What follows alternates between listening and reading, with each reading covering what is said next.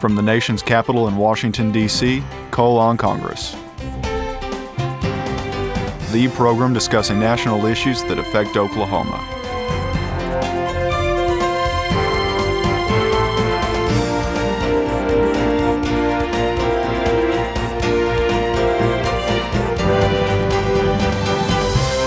Your host, U.S. Representative Tom Cole.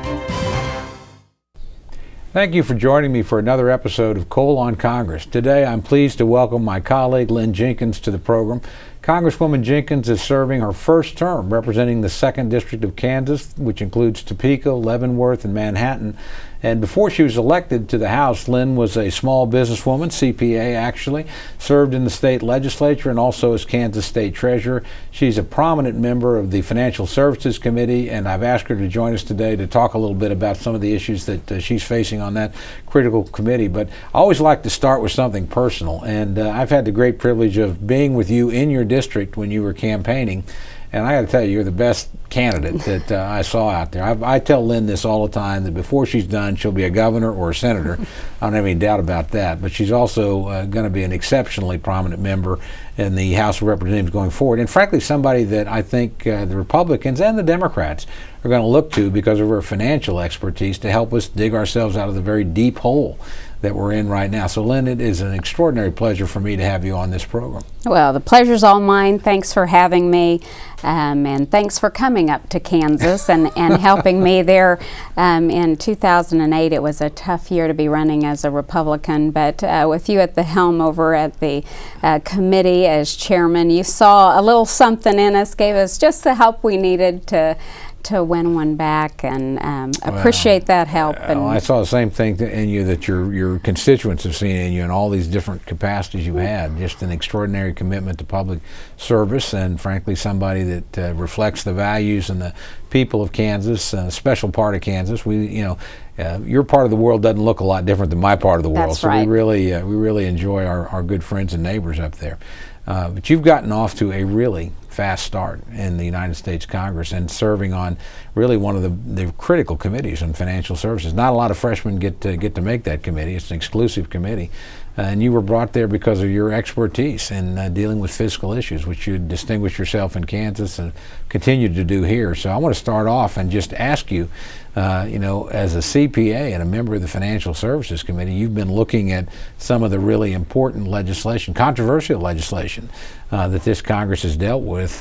So I'd like to get your take on some of those big votes, the stimulus package to begin with, your judgment as a financial expert as to whether or not the stimulus has worked and what we ought to be doing going forward to try and get the job creation machine going again for our country.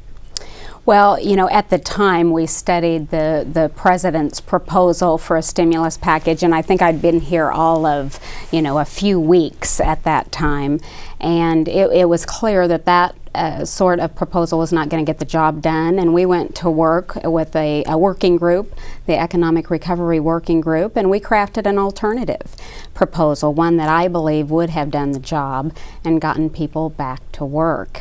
Even at the time, Christine Romer, the president's economic advisor then, said the alternative proposal created twice the jobs at half the price, but we were not given an opportunity to present that.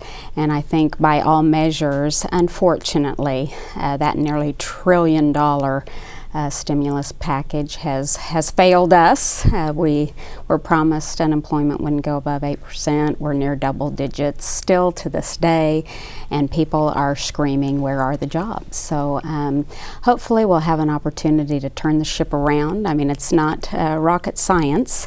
We need to give businesses the incentives they need to hire employees.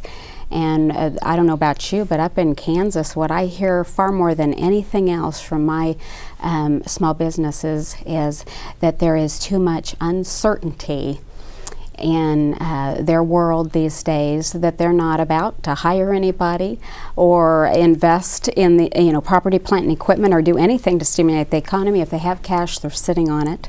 they're just pulling up. It's crippled the economy. And so I think the best thing that we could do at this point in time is to give them some certainty. Let them know what their tax rates will be in January. Hopefully we can extend those tax cuts.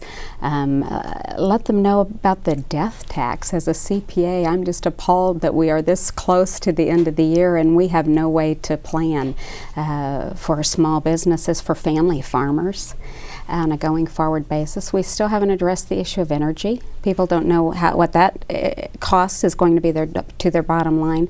A lot of people are concerned about what health care will bring to their bottom line. So, I don't blame them at this point, just kind of hunkering down and sitting on their cash. But if we could give them some certainty, let them know where their tax bills are going, not raise their taxes, I think the economy will take off. They'll see to it that happens.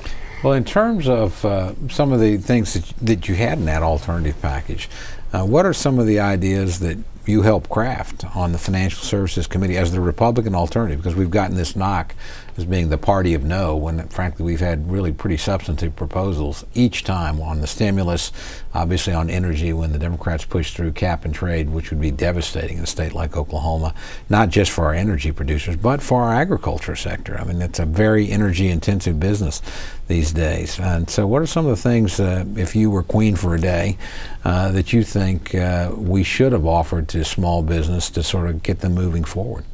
Well, one of my favorites is actually included in the Pledge to America that was rolled out by the Republican House Committee last week, I believe it was, as a governing agenda, something that we would like to see happen today.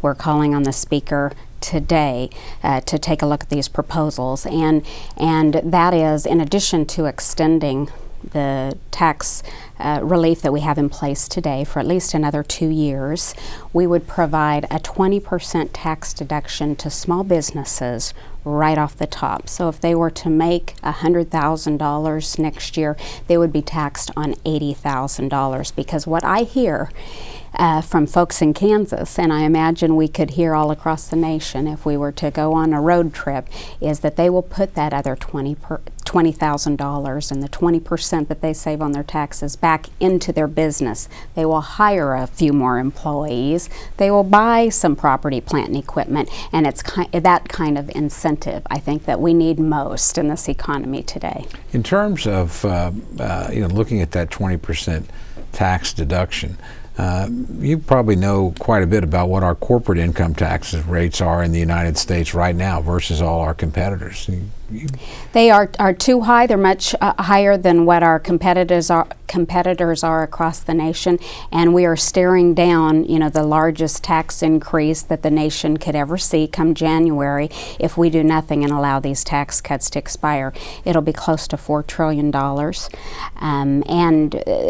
The thing is, while everybody wants to talk about extending the tax cuts for us normal folks and just letting the tax increase apply to those wealthy individuals, sometimes what we forget is what is the definition of somebody who falls in that category of wealthy.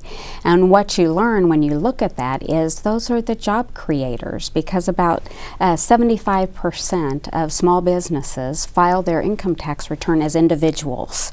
So they don't have a corporate rate, it flows through to their individual income tax return. And small business, creates close to 70% of the jobs in the nation. And when you're a small businessman, you've got probably a couple choices. You can either pay higher taxes, or you can hire additional employees, but you can't do both. And so, we need to remain competitive internationally, and we need to keep these rates lower. I think if you will ask 100 economists, they will all tell you the same thing. Do not raise taxes in this environment. Absolutely true. What, we still have, of course, we passed the stimulus, and as you pointed out, the president laid out the standard, said, pass this, unemployment won't get above 8. And we know we got to 10.3. We're basically, Kansas and Oklahoma are a little more fortunate than most places. Our unemployment's lower, but higher than we would like. And a lot of our colleagues are in districts where you've got 10, 15, sometimes Candace Miller told me her district 17% unemployment in Michigan. So the stimulus clearly didn't work, but there's still a lot of unspent money out there. Well over $200 billion of that $1 trillion have not been spent yet. If you were, again, had your choice as somebody who's been a small business person, somebody who's advised small businesses about how to get going, what would you do with that additional money? Well, everybody knows there are two sides to the ledger. And since not everybody does know that. Washington, they haven't figured that out. Well, that's my frustration. Since I've been here, I've had a chance to look at the revenue side, and Washington doesn't have a revenue problem. We have just a spending problem. The states created this federal government, and I believe the beast has gotten off the chain. We need to rein it in. And, I would call on those unspent federal dollars to be pulled back in from the stimulus to help pay for the tax extensions and additional incentive to get people back to work. But at the end of the day, we have to address this out of control, irresponsible spending that is Washington, D.C. When I ran back in 2008, I was willing to say, when Republicans had unfettered power in Washington, they made some mistakes. I think they spent too much money. On average, when Republicans had control of Congress, I believe they spent about $100 billion every year more than they took in. You can't do that. A small business man, a farmer in Kansas or Oklahoma, they can't do that. But what this majority, since Nancy Pelosi has had the gavel, they've made that a monthly occurrence. And this year, as you well know, we are on target to spend almost $1.5 trillion more than we take in just in 1/12. 43 cents of every dollar we spend, we borrow right now. This is just, unacceptable. The American people should be outraged. We can't sustain it. So we have to stop the hemorrhaging, cut our spending back. We have called for it rolling back to the pre-stimulus, pre-bailout, 08 figures, setting aside security, of course, because that's the one thing we do want our federal government to do for us is protect us. But the rest we really have to address, and I think that's probably the best use, in addition to getting people back to work because they'll help us grow out of this. We have to focus on the spending side of the ledger and stop this out of control spending. How realistic, again, we're in a political season right now. Of course, people hear lots of commitments and wonder, given the record of both parties. I think you're exactly right about that. Will people really do the things they say they'll do? So, what kind of cuts would it amount to, or reductions in spending for us to get back to 2008? That's only a couple years ago. You would think it'd be that dramatic. Right.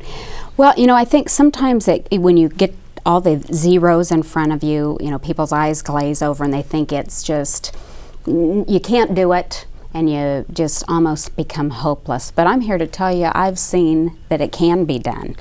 But it's going to take the political will of the body that we serve in. I think it's going to take a bipartisan effort, and I hope we have the opportunity to do that in January.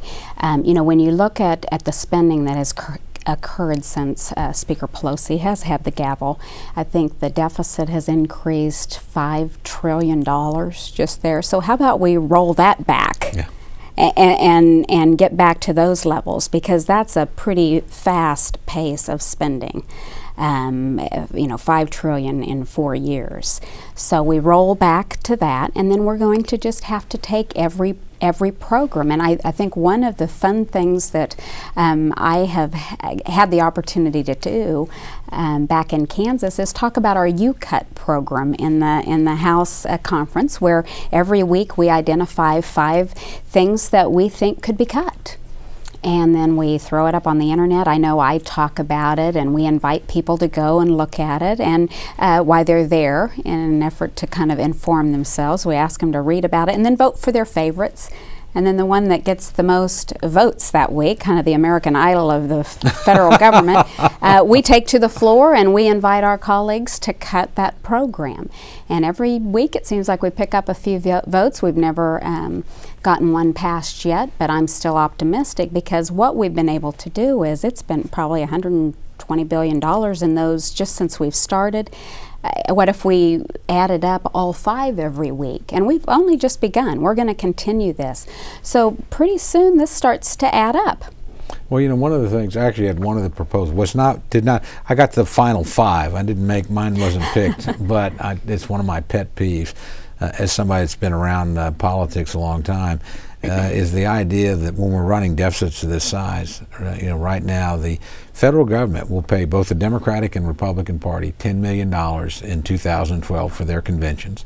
Obviously, we help finance presidential campaigns, although President Obama didn't use public financing last time, and so it's certainly not necessary to win an election. And you know, we spend over a 4-year period about $400 million of tax money to help politicians get elected and to help political parties put on their political meetings. And again, I'm all for, I go to conventions. My first one was in Kansas City in '76.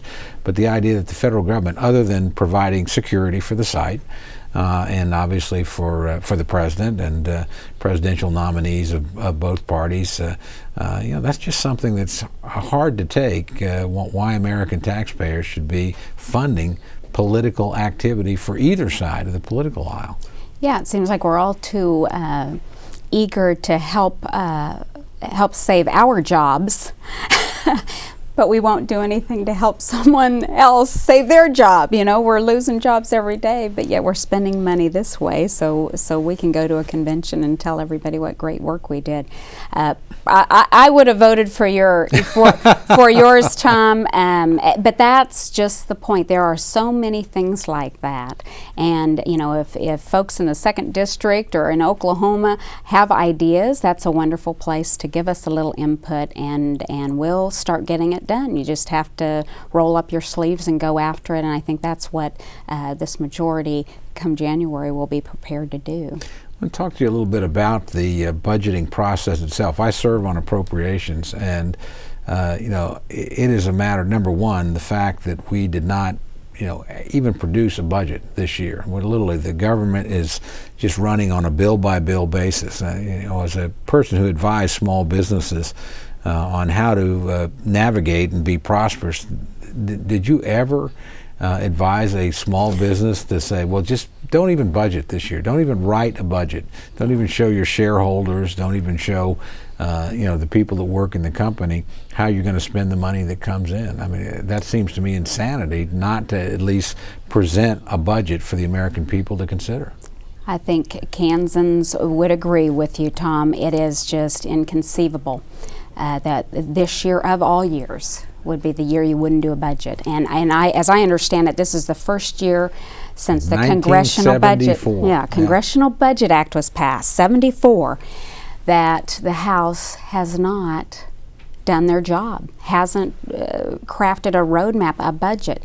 And I know everybody in the 2nd District of Kansas knows when you hit a tough time, what's the first thing you do? You sit down at your table, you sharpen your pencil, and you scratch out a budget. And to think that the leadership here in Washington right now couldn't figure that out is appalling. We head into writing the checks, appropriating the money without any idea. And it looks like now we've squandered the opportunity to do that. We've got 12 appropriations bills and haven't addressed that issue. So, yeah, the inept leadership right now in Washington, I think, is going to be held accountable for that. Well, I hope so. Again, sitting on appropriations, and I've seen it when we were in the majority and minority, and as you said, we certainly made mistakes. But the idea that we are now here in October and have only passed 2 of the 12 appropriations bills, literally 10 bills spending the majority of the budget that we haven't even addressed, and we haven't addressed them in committee, let alone on the House floor, where people would have an opportunity again to see line by line what the majority wants to do and have alternatives offered to them. Right. And the defense budget still lingers, is that correct? That's correct. And that's concerning to me as someone who represents Fort Riley and Fort Leavenworth, and we've got the 190th, the Guard units, reserves in the district. When I do think of what I want my federal government to do, it's protect me, and to think that we just haven't done our job, it's very concerning. Well, it's going to be an interesting fight going forward. In terms of deficit reduction, you've mentioned going back to the 2008 levels of spending, which would save at least $100 billion a year, right there on non-defense discretionary items. But we also know we've got some other big challenges out there in terms of entitlement type spending or what have you. You see any prospect that we'll ever get serious about looking at that and trying to slow down or stop the rate of growth there? I don't think we have a choice if we're going to get our fiscal affairs in order. But I can tell you it's going to take the full support of the American people and a bipartisan approach. But I think the time is perfect for that to happen. Because again, I don't know how it is in Oklahoma, but in Kansas, folks are ready to do whatever it takes to balance the budget. I don't know how any of us with kids or grandkids look those little kids in the eye and explain to them that we're not going to pay for the things that we're enjoying today, we're just going to send them the bill. That's just criminal, and I think most Americans get that, and it's we finally reached a point maybe where the situation is grave enough that we say, yeah, it's kind of time we grew up and paid for the things we're enjoying today. So I think the time's right. I think people are ready to make the tough decisions, and I'm optimistic that we will tackle it and get it done. Well, now if things work out the way the universe should unfold, you'll be on the Ways and Means Committee next year. I hope that you are, quite frankly, because I think you'll bring some common sense to, again, people understand sort of the appropriations process, but a lot of major decisions we make that affect the economy and the spending and deficit levels really aren't direct spending. It's what's tax policy going to be? What are we going to do in terms of, again, entitlements, which fall largely under that committee. So if you were, again, thinking about the growth end of this as well as the spending reduction end, what are the kinds of tax policies that you think would really encourage businesses to grow, to take some of the money they have and reinvest it? Well, right now I think it's as simple as promising not to raise their taxes in the short term. And, I'm okay right now with just passing a 2-year if necessary. I mean, obviously I would be supporting a longer term approach to that. But I just don't feel like today, if we were to go over to the floor, that we could get any further extension than 2 years. So I would take that as long as it included everybody, because as we talked earlier, you can't exclude the job creators in some sort of tax relief extension. So that needs to be job one. And then I think there are some targeted tax relief items that we could give to folks that would further incentivize. I mean, the genius of America does not lie in Washington, contrary to Speaker Pelosi's view of the world. The genius of America lies in places like Oklahoma and Kansas. If we will get the monkey off their back and stop taxing everybody at such high levels, they'll figure out how to grow us out of this mess. So I think it's just really incumbent upon us to hold the line on that and be firm and allow our businesses to do what they do best. and that is let the free market thrive.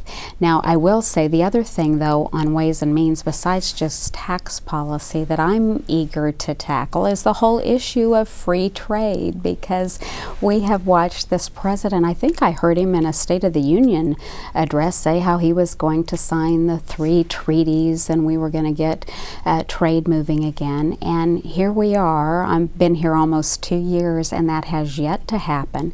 You know, talk about putting people back to work and getting a charge to our economy. That would do it right there. Well, if you're, and you represent a district like mine, again, it has a large agricultural component in it. And we're talking about free trade to places like Colombia, right, like Panama, like South Korea. Good markets for agricultural products from this country.